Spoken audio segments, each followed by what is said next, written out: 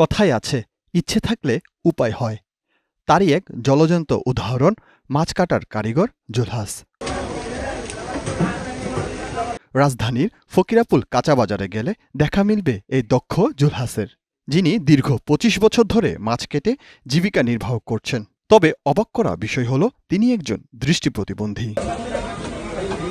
মাত্র ১৫ বছর বয়সে অসুস্থতার কারণে দৃষ্টিশক্তি হারালেও বেছে নেননি ভিক্ষাবৃত্তির পথ। কঠোর পরিশ্রমের মাধ্যমেই করেছেন উপার্জন। জি সব, আমি যে মাছ কাটতাম মাছ কেউ বাজারে কেউ কাটতে পারবে না। তারাও যদি আমার নাহলে কর্ম করিয়া খায়, ভিক্ষা না করিয়া। এই বাজারে অনেক বছর ২৫ বছর ধরে মাছ খানি আমি। আমার ১৫ বছর যেগুলো বসে থেকে চোখে ডিস্টার্ব। হ্যাঁ, যাইতে পারতাম, যাইনি। ভিক্ষা করলে নিন্দা এই কারণে। কেবল স্পর্শ আর অনুমানের উপর নির্ভর করেই নিখুঁতভাবে মাছ কাটেন তিনি। হাত দিয়েই চিনে নিতে পারেন টাকার ছোট বড় বিভিন্ন নোট। ছোট বড় আছে না, ১০ টাকা ছোট, ২০ টাকা বড়, ৫০ টাকা বড়, ১০০ টাকা বড়, ২০০ টাকা বড়, ৫০০ টাকা বড়, ১০০০ টাকা বড়। হ্যাঁ, বলে যে এটা ২০ থেকে ১০০ টাকা বলে দেয় আমারে।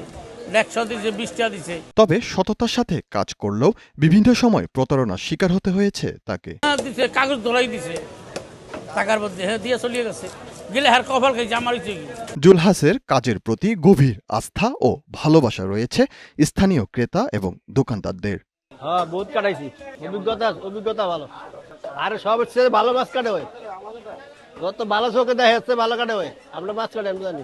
শুরুর দিকে ভালো আয় হলেও বর্তমানে জুলহাসের দৈনিক আয় এসে ঠেকেছে মাত্র ২০০ থেকে ৩০০ টাকায়। যা চলার মতন কায়দা নাই, আগের ইনকাম নাই। এখন ২০০-৩০০ টাকা আমি কিন্তু জীবন বাইরেই যায়। মাথা গোজার নির্দিষ্ট কোনো ঠাঁই নেই, তাই সারাদিন যেখানে মাছ কাটেন, রাত হলে সেখানেই ঘুমিয়ে পড়েন। থাকি এই যে বাজারেই। জীবনযুদ্ধের এই পর্যায়ে এসে এখন সরকারের সার্বিক সহযোগিতা কামনা করছেন সংগ্রামী জুলহাস। আমার চাওয়ার আর কি আছে, প্রধানমন্ত্রী তারেক সাহেব দেখতো তাহলে একটু ভালো থাকতো আমার। ইসা মোহাম্মদ, মোহনা, ঢাকা।